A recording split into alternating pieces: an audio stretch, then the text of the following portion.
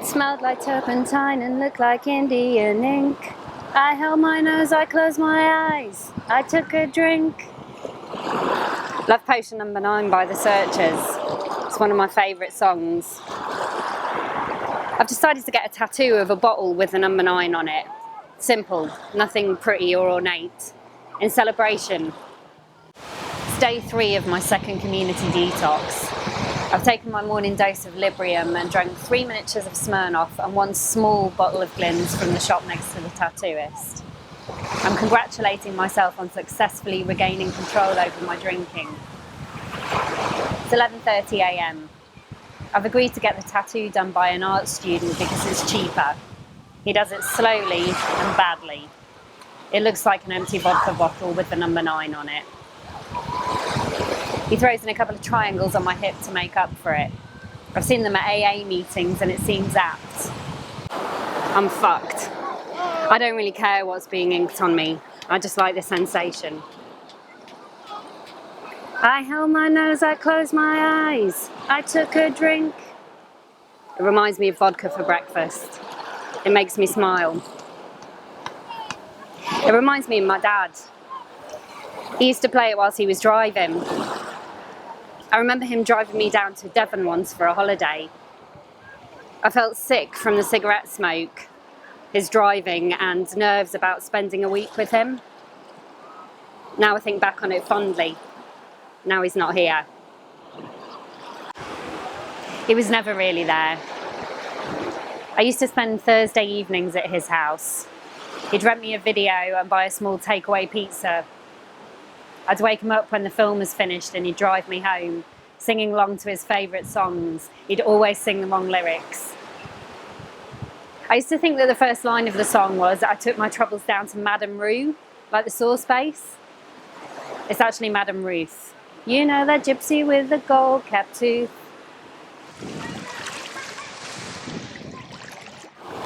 I don't listen properly, like my dad. The tattoo is a disappointment, like me. After rehab, I got it filled in with the flower of life symbol. I didn't ask for it, I just asked the guy to make it look less shit. That was his suggestion. It looks better than it did, like me. It's a year this month since my dad died, and 2 since I got sober. This tattoo reminds me of what I loved.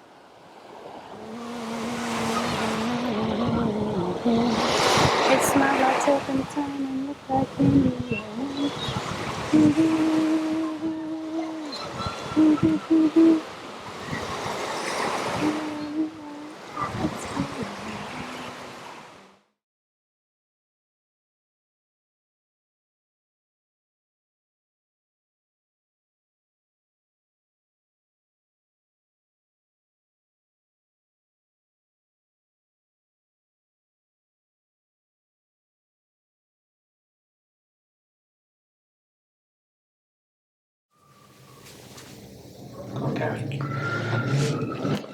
I had my first tattoo at 11 years old. I never intended to get a tattoo. It was the first night I'd ever stayed away from home. I'd lied to my mum about staying at a friend's. He'd lied to his mum about staying at mine. Both of us went round to his brother's house. Who was a newly qualified amateur tattoo artist. He bought a bottle of ink, a packet of needles and a reel of cotton. You had to do your own designs, and he was stoned on marijuana. I only had my tattoo for 7 hours. After roaming the streets all night with my friend, I went home and got ready for school the next morning. To my shock horror, there was my father I hadn't seen for 2 years, who called me a filthy little cunt and told me to go and get washed. I ran upstairs, washed my hands and face, put on my school uniform and ran back downstairs to go to school. He said, "Come here, you dirty cunt, you haven't had a wash." I showed him my hands and said, "Yes, I have, look." He grabbed my jumper and lifted it up. And there I completely forgot was my newly acquired cross tattoo. He battered me. He kicked me up and down the house and kicked me out the door. His last words were, "If that fucking cross is still there when you come home, I'll cut your fucking arm off." I don't know if he was telling the truth or not, but I believed him. And when I come home from school, there was no ink left in that cross.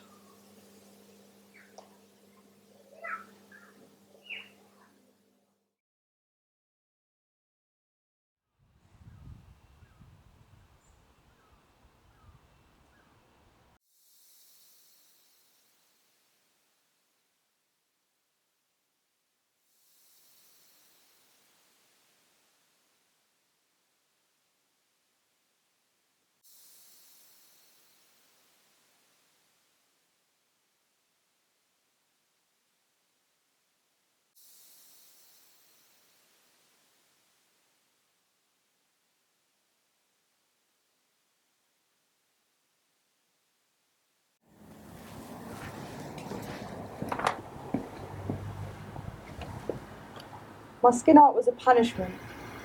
I wanted to hurt. I wanted to actually feel something. I wanted to bleed. I hate needles. Needles have been a constant in my nightmare since childhood. Even as a heroin addict, I couldn't watch people use needles. I was a bit of a shit smackhead. I got tattoos when drugs were taken away from me. I got tattoos when you were taken away from me. You can only sleep inside my dreams. I got tattoos when I stopped crying. I got tattoos to feel the guilt of abandoning you forever. I got tattoos to never forget you. My tattoos mean my skin and blood are now scarred with love forever. Even my skeleton will tell stories of my grief.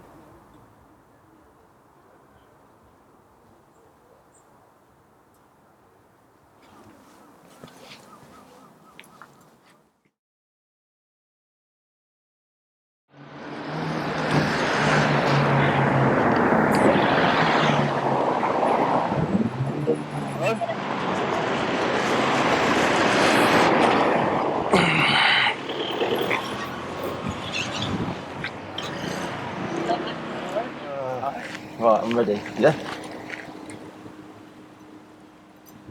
All my tattoos are skulls. Skulls represent death. Death is certainty. My upbringing wasn't. All of them things that you don't want to happen, happened.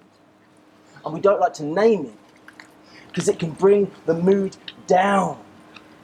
Abuse, check. Shame, check. Living in fear, check. Mental health problems, check. Poor education, check. Failure, check. Addiction, check. Prison, check. Homelessness, check.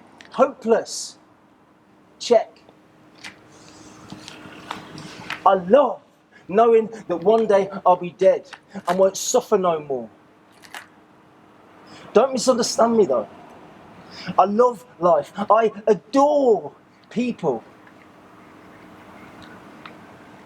In my coffin, I'll wear a golden thong and nothing else. As a kid, my body didn't belong to me. When I grew up, I found out that it does. My tattoos are all skulls.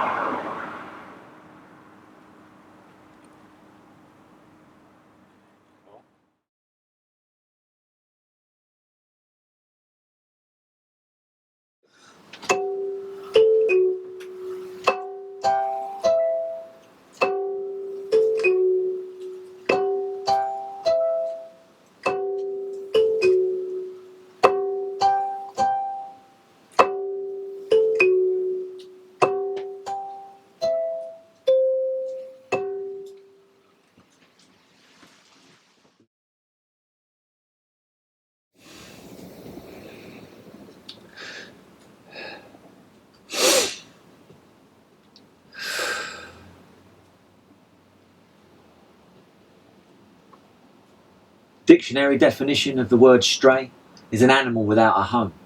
And at the time, when I got this tattoo, technically I had a home.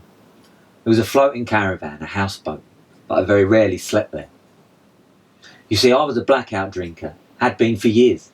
Most mornings I woke up was the beginning of a great investigation on A, how I got there, B, what had I done, C, who was this person next to me. In my teenage years, the blackouts were mild. I woke up in bushes, in the middle of roundabouts, on empty trains, in empty stations, in baths without water, in suburban gardens, in cars that didn't belong to me. As the years went on, my blackouts became longer and more adventurous. I came to in different towns, in strange beds with strange people. I came to in skips with no shoes on and other people's trousers. I came to in public toilets with men, confused and with many, many questions. I went out at Edinburgh once and woke up in Cambridge with 500 quid that definitely was not mine. Once I went out for a pint in Canterbury and woke up 2 days later lying on a street in Amsterdam with no money and no passport. Now, I'm not saying that stray dogs behave in this manner, but that's how I felt, like a stray, loose, liberated from responsibility, fueled by a loony gift for bad fun, driven to dismantle, hungry for flesh, hungry for it all.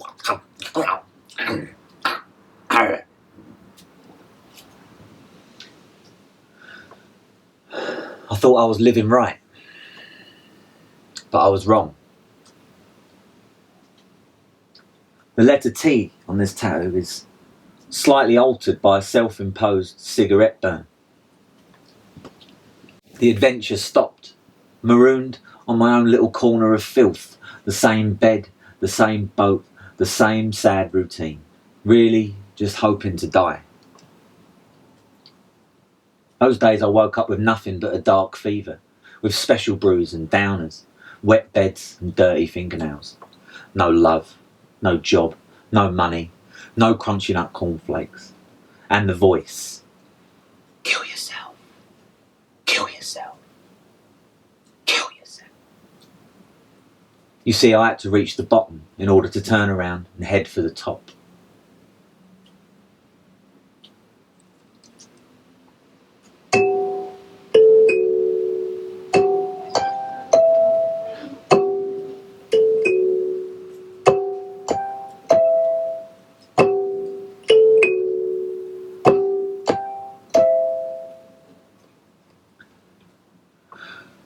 I'm not saying I'm at the top, but let me tell you, the view up here is alright. For I've woken up in the same bed with the same woman for years, and most days there are little people in it that resemble me. The same eyes, the same toes, the same taste for mischief. I have cleaned my teeth every day. I do not attract flies, and I always wear my own trousers. I wake up and I do not wonder where I am. I know where I am. I'm home, where sometimes the rain tastes like airplanes. The voice is still there, the suicide station, but it is a mere whisper. I'm no longer afraid of existence.